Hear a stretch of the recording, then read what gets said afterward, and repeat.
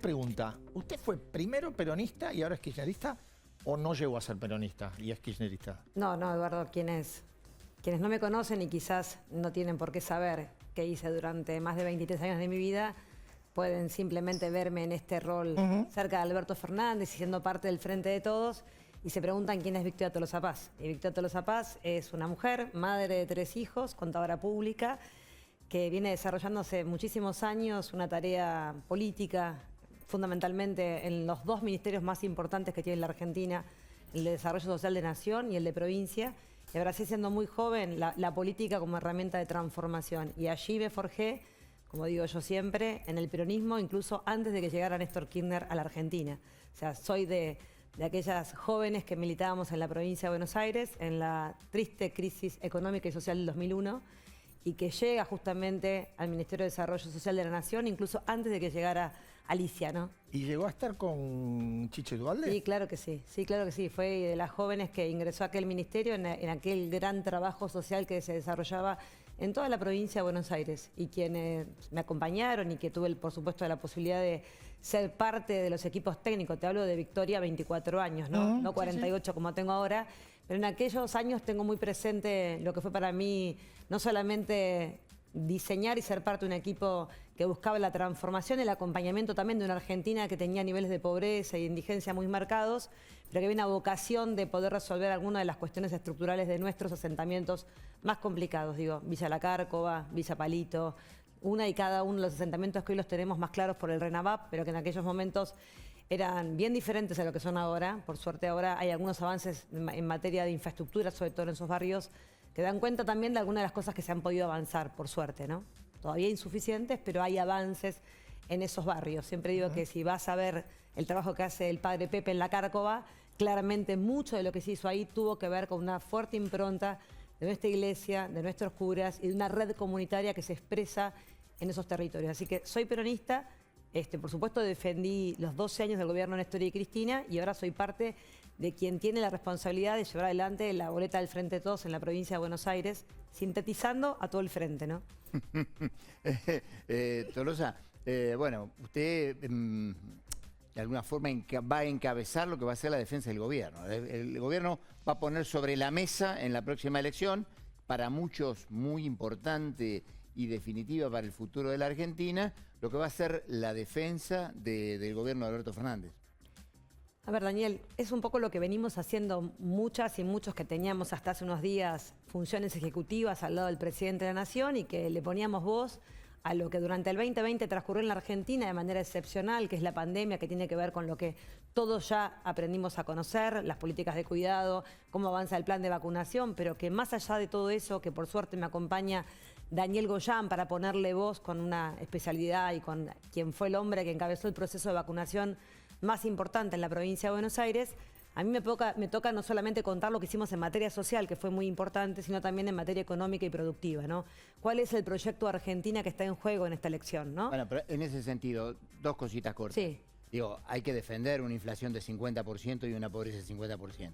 A ver, Daniel, nosotros no negamos la realidad y no negamos que el primer semestre tuvo indicadores de inflación muy preocupantes, sobre todo el primer trimestre, logrando en marzo un número que nos aterró y que no nos gustó, que fue 4.8, y a partir de marzo, lentamente, mucho más lento de lo que quisiéramos, empieza a haber una curva que se suaviza hacia abajo con la inflación. Ahora, todo esto, para quien me está mirando, resulta insuficiente si vos lográs que la paritaria recomponga su poder de compra en los salarios que tienen paritarias en la Argentina y que luego todo eso se nos va, en todo caso, por la canaleta del aumento de precios. Entonces, hay una mirada puesta de un gobierno que se hace cargo que esa no es la inflación que queremos, que no es lo que estamos buscando, pero que claramente estamos recibiendo algunos de los coletazos de los grandes problemas estructurales de la macroeconomía de la Argentina, que hay que lograr estabilizar, que hay que lograr tranquilizar y que cada una de las bombas que ponían en riesgo el proyecto de poner de pie la Argentina fueron desactivadas. La primera hace un año.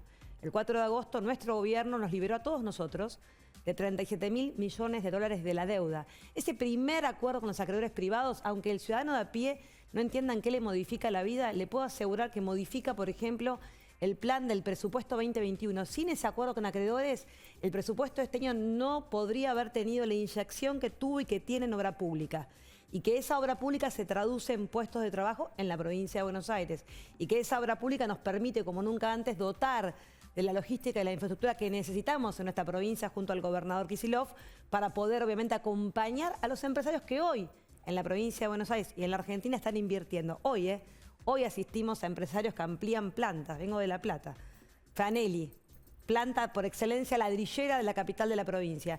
Ese grupo inversor que tiene plantas en Cañuelas, en La Plata y en otras localidades importantes, ese grupo de empresarios está invirtiendo 60 millones de dólares en esta Argentina. ¿Por qué lo invierten? Porque hay expectativas de una Argentina que va a recomponer el mundo del trabajo y la producción. Tolosa, Sí, hoy yo sé que hubo una sesión de fotos en el complejo Sí. que tiene, después les voy a contar lo que es el complejo C, y vos te sacaste fotos, por ejemplo, con Kicillof. Entonces digo, para quien no te conoce tanto en lo fino de la política, vos estás primero en la lista porque sos una persona de Alberto Fernández, porque tenés relación con Cristina, porque tenés el ok de Máximo Kirchner. ¿Por qué estás primero en un lugar donde claramente hay diferentes tribus y diferentes sectores que tienen loteado en la administración pública?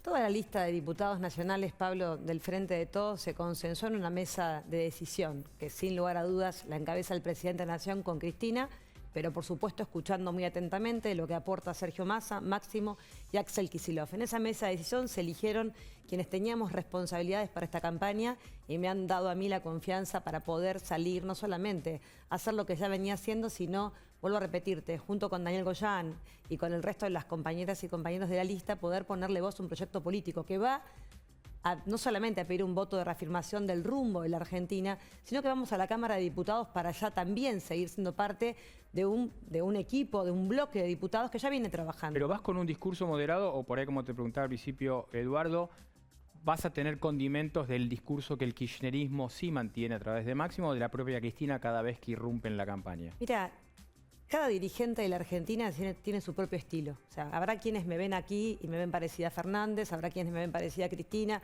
habrá quienes digan, no, con Axel hacen buena dupla en la provincia. Digo, eso en realidad se lo dejamos a los televidentes que puedan analizar qué expresa Victoria Tolosa Paz. Y lo que yo siento que expreso es la síntesis del Frente de Todos. Un Frente de Todos que tiene una heterogeneidad, que tiene un camino hacia atrás de un recorrido totalmente diferente de cada uno de los que integran, ¿no?, la conducción del Frente de Todos, pero que sin embargo nos une un sentido de por dónde tiene que transitar la Argentina para poder recuperar la inversión, el desarrollo, los puestos de trabajo necesarios para que haya una vida para todas y todos los argentinos. Y eso me parece que está por encima de cualquier diferencia de estilos, de forma, de maneras de comunicarnos. Lo que sí nos une es que queremos dejar atrás la Argentina de la timba financiera, de la especulación, de la deuda con el Fondo Monetario Internacional y que tenemos que ir resolviendo la herencia de esos problemas, pero con mucha responsabilidad, siendo muy claros con la ciudadanía. Para adelante está todo lo que tenemos que hacer para que la Argentina sea posible. Usted mencionaba recién la inversión de la empresa de 60 millones de dólares como un símbolo de optimismo. Digo, uno podría contraponer 20 empresas multinacionales que se fueron. ¿Qué sería eso? Pero que la inversión real, Eduardo, no es... Yo te cuento una porque es palpable, como te puedo contar todas las semanas. Por suerte tengo una enorme capacidad de caminar, de recorrer y de escuchar, que espero que nunca se me vaya, la capacidad sobre todo de escucha. Porque cuando vamos a las fábricas hablo con los empresarios, hablo con los dueños de esas plantas. La planta de hoy, cuando anunciamos en la hora 12, es capital nacional, Visuar, en ese parque de Cañuelas que no para de crecer. El empresario, no sé, no le pregunté si era peronista, kirchnerista, si votó a Alberto o no votó a Alberto. ¿Sabes lo que le pregunté, Eduardo? ¿Por qué estaba invirtiendo y cómo veía él la cuestión económica de la Argentina? Y nos dijo claramente que durante 4 años estuvo al borde de tener que cerrar la producción de heladeras, lavarropas, aspiradoras Samsung, una marca que tiene una licencia mundial que permite que se produzca en la Argentina. Y había claramente un proyecto de país que lo empujaba a importar terminado los productos que se pueden producir hoy en esa planta en Cañuelas.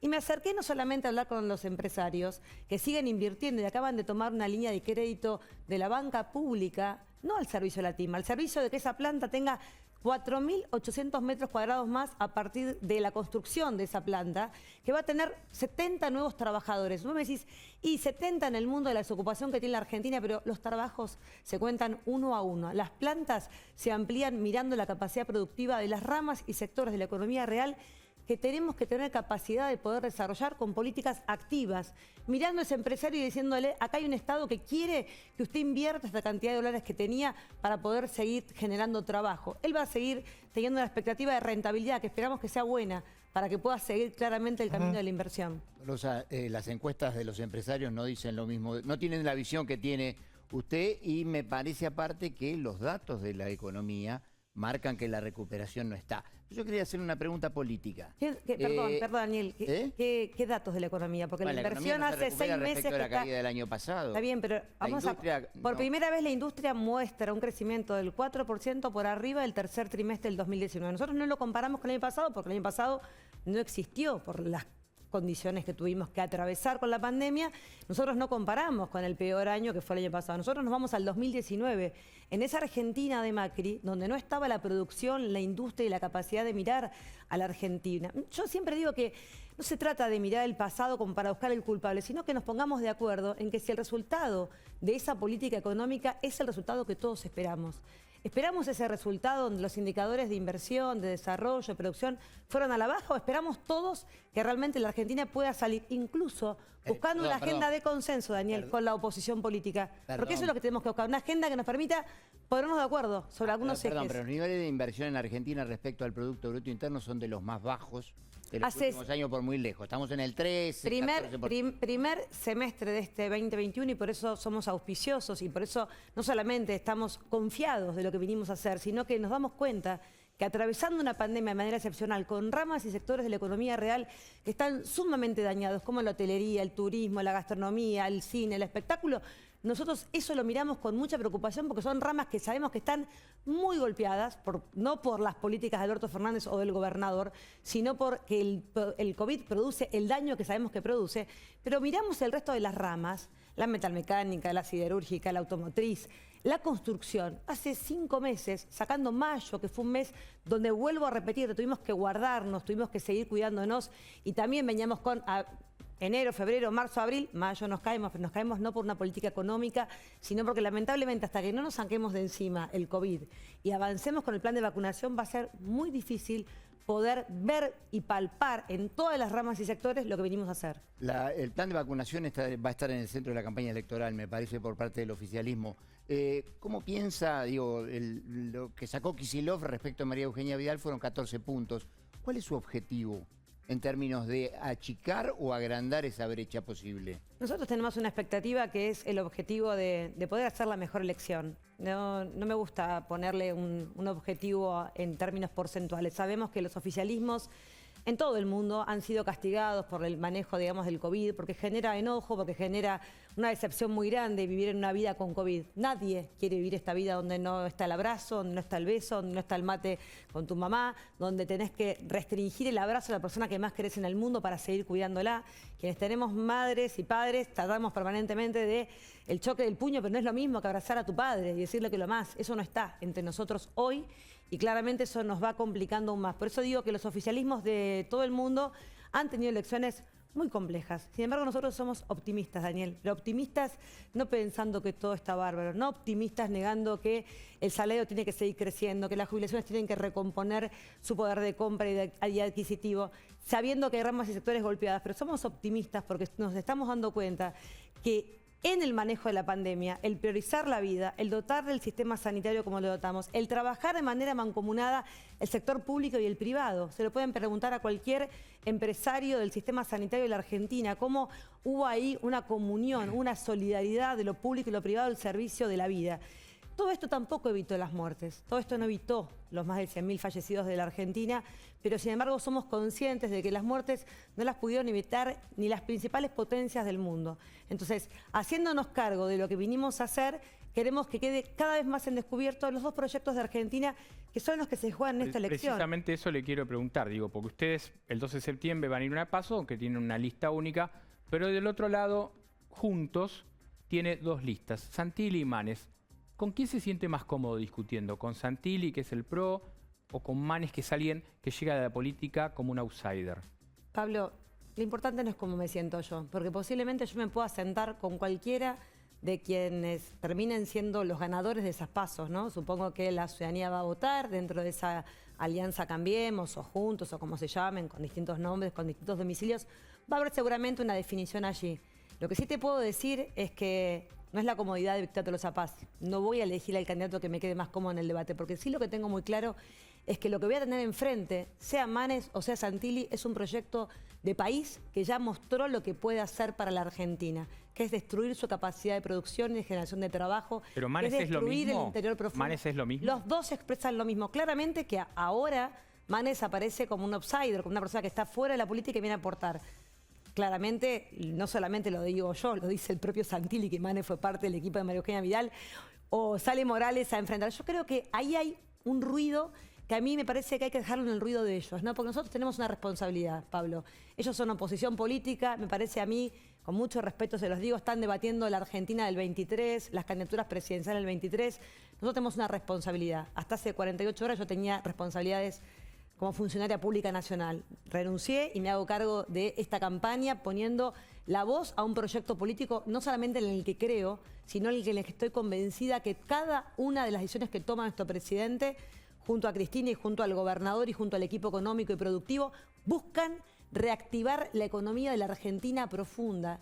Y a mí me toca no solamente ver ese proyecto de país, sino ese proyecto de provincia, en donde estoy convencida que el puerto de Bahía va a desarrollar su capacidad de exportación, donde mido la capacidad productiva del complejo agroindustrial de todo el interior profundo de la provincia y digo, acá hay una salida. Acá no solamente está la provincia que necesitamos poner en valor, sino que hay un proyecto que va a acompañar esas inversiones para que haya trabajo genuino en cada uno de los 135 municipios de nuestra querida provincia de Buenos Aires. Dígame una cosa, respecto de la pandemia, de la gestión de la pandemia, ¿cuál fue el peor error del gobierno a su juicio?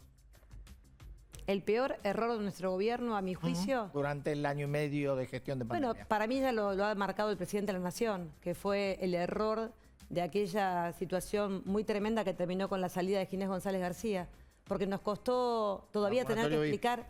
Yo no le digo bueno, el vacunatorio, dígale como quiera. Me parece que fue un hecho irregular, inédito, que justamente demostró a las claras que un hombre de la talla de Ginés González García tuvo que apartarse de ese cargo.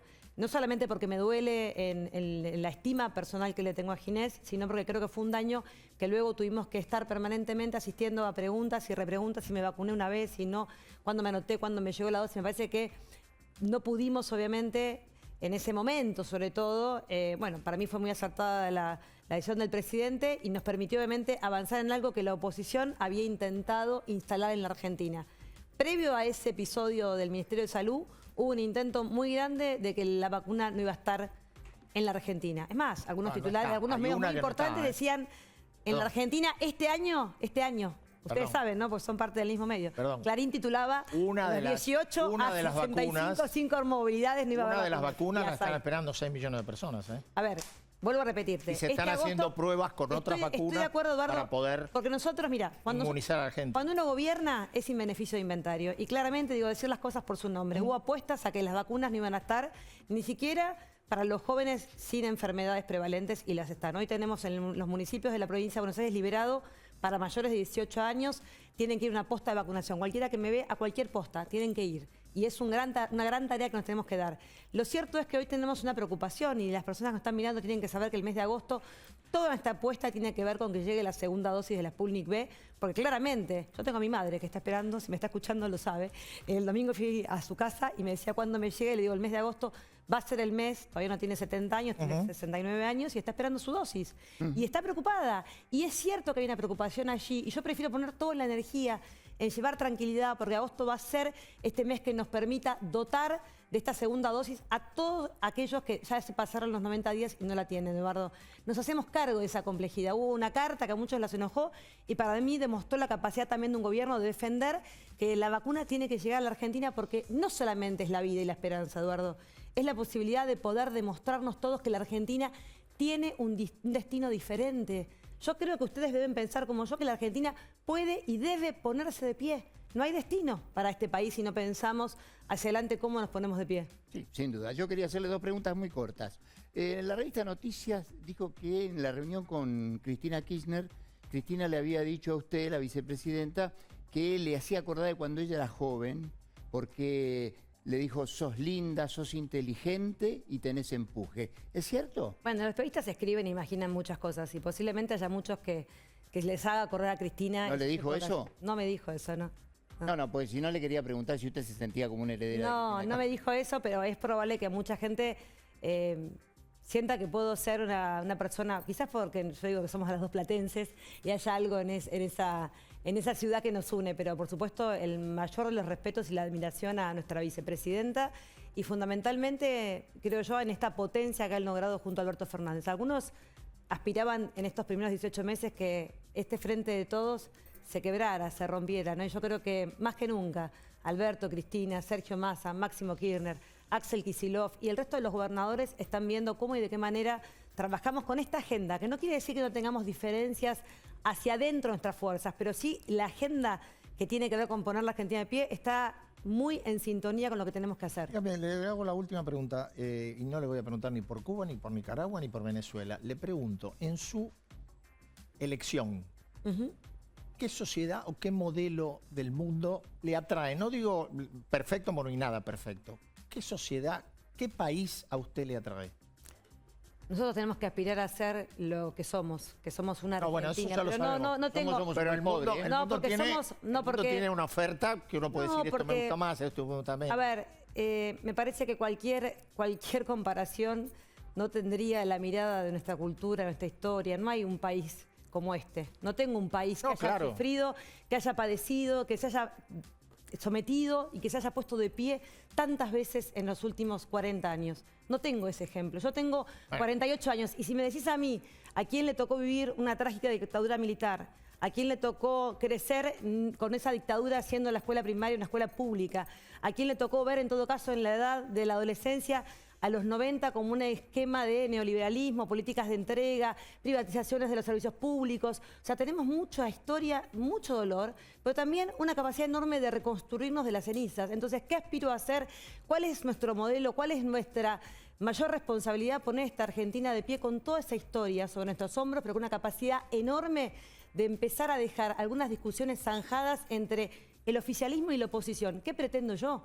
Que lo que pasó con la ley de zonas frías, Eduardo, que fue para mí el ícono en materia de que haya un parlamento que se pueda poner de acuerdo, que haya un Estado que regule una tarifa de gas que no puede ser lo mismo en una provincia de Buenos Aires donde tenés temperaturas muy por abajo de la media, en las zonas frías de la provincia de Buenos Aires, 90 municipios, pero no fue una idea de Máximo Kirchner que no la acompañó nadie, la acompañó el Frente de Todos, pero la acompañó Cornejo de Mendoza y la acompañó Mario Negri de Córdoba, porque ahí primó el bienestar de un pueblo. Si somos capaces de poner en la agenda del Parlamento que prime el bienestar de la Argentina, de cómo y de qué manera generamos mejores condiciones para todos, estoy convencida de que tanto quien le toque gobernar los próximos años, que es nuestro frente, y quien le toque, en todo caso, ir a la legislatura nacional, vamos a tener que tener esta agenda por responsabilidad, porque la Argentina con 42% de pobres y 10% de indigencia no puede estar para el carancheo, Eduardo. Tiene que estar para estos temas y buscando consensos.